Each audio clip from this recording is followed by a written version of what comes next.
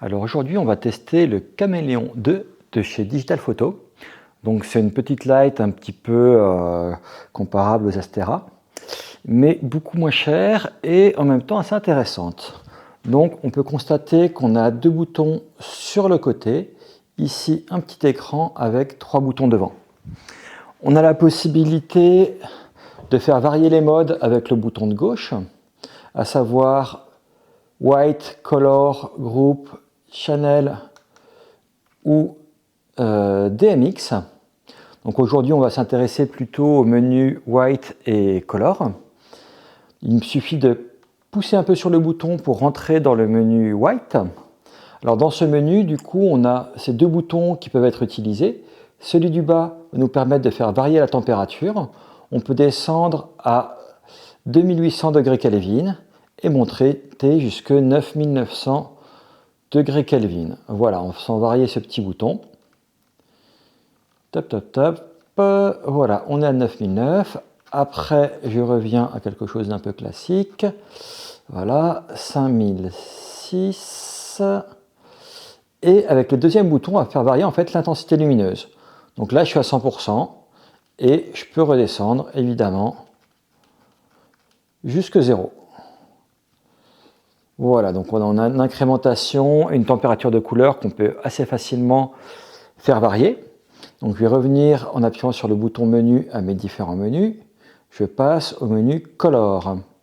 Alors là, j'ai trois paramètres que je peux modifier, à savoir l'intensité lumineuse, le hue, c'est-à-dire la couleur, et sa saturation. Ça veut dire est-ce que la couleur va être très dense ou un petit peu plus grise. Alors on va commencer par exemple à la mettre sur 100% d'intensité et on va faire varier voilà, la couleur.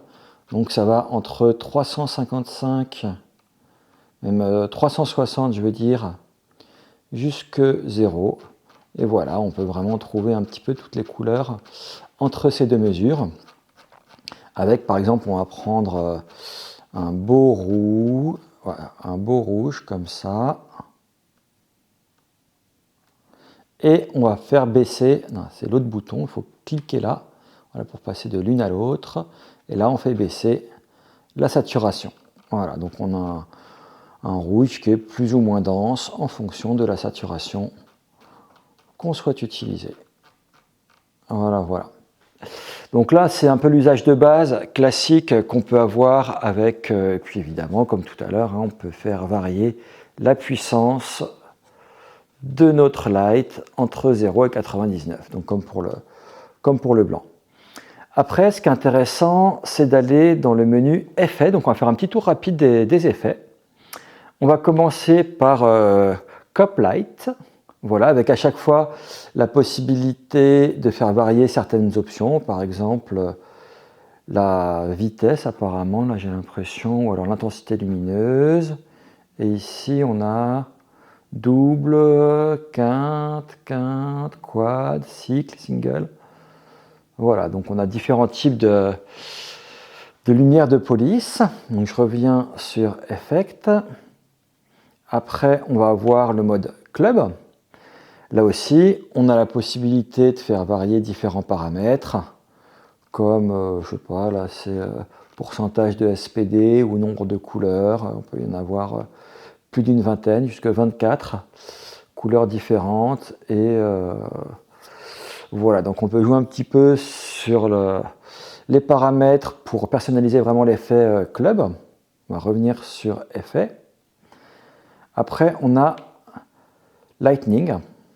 Voilà, donc ça imite des effets d'éclair avec là aussi toujours des possibilités de faire varier les paramètres. On va aller un petit peu plus vite maintenant. Donc on a l'effet chandelle. Donc avec toujours la possibilité d'avoir différents paramètres comme l'intensité, est-ce que c'est plus ou moins chaud, est-ce que... Alors SPD, je ne sais pas trop ce que ça veut dire, je dois avouer. Mais voilà, on a différents effets qu'on peut faire varier. Après, le suivant, ça va être Fireworks. Donc voilà, on a un magnifique feu d'artifice. Ensuite, lumière stroboscopique avec toujours évidemment un effet paramétrable. L'effet nuage, donc là on se retrouve avec une lumière blanche qui va légèrement varier, comme si on avait justement un nuage qui passait devant le soleil, tout simplement, avec là aussi la possibilité de paramétrer différentes choses, est-ce qu'il y a beaucoup de variations ou pas par exemple. On a un effet qui est assez pratique et utile, c'est l'effet fire. Donc ça permet par exemple sur une scène où on a un petit feu ou une petite chandelle, d'imiter les crépitements du feu en boostant un petit peu l'impact de la lumière sur le comédien. Donc ça c'est très pratique avec une fois de plus la possibilité de faire varier différents paramètres.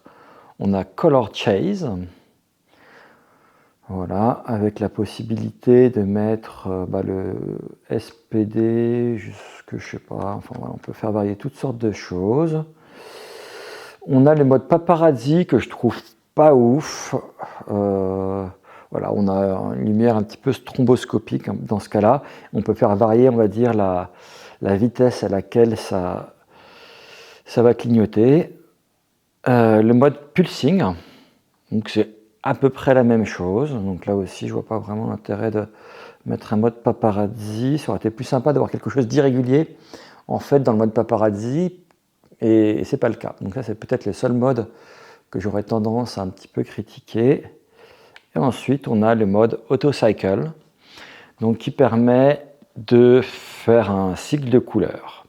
Voilà, donc on a fait un petit peu le tour des différents effets que propose. Voilà, on va revenir à du white ou même pourquoi pas à du color. Cette magnifique petite light, la Caméléon 2 donc de chez Digital Photo. Petite précision, on a donc, comme vous pouvez le voir, deux boutons ici, deux entrées mini jack, non pas mini jack, excuse-moi, mini USB pour pouvoir faire varier le DMX in et le DMX out. On a aussi, comme vous pouvez le voir, une petite attache ici, très utile, qui permet de mettre la light sur un trépied, sachant qu'elle est livrée avec deux attaches de ce genre-là, donc qui sont vraiment très faciles à utiliser. Il suffit d'ouvrir ça, on met autour de la light, on resserre. On a deux pas de vis ici type Pakodak, et on a aussi des espèces de des petits fils de métal qui vont pouvoir se mettre juste là et là. Voilà, on peut le dévisser et le faire passer là, et il y a la même chose de l'autre côté. Pareil, pour sécuriser son installation, on l'utilise de manière X ou Y, sachant que cette light est livrée avec un étui et qu'on la reçoit dans une belle petite boîte. Voilà, donc on a une source de lumière un petit peu de type Astera, mais avec une particularité, c'est que le prix est bien évidemment beaucoup moins cher. Voilà, je vous laisse me dire un petit peu ce que vous en pensez en commentaire. Et dernière précision aussi très importante, mais c'est que tout ce que je viens de faire avec les boutons qui sont là, c'est-à-dire ces deux-là qui sont cliquables et qui tournent, et les trois qui sont là, avec le petit panneau LED là, que je ferai peut-être un gros plan pour que vous y voyez quelque chose, on peut aussi contrôler cette light avec son téléphone portable relié en Bluetooth à ce projecteur. Voilà, merci beaucoup et à bientôt.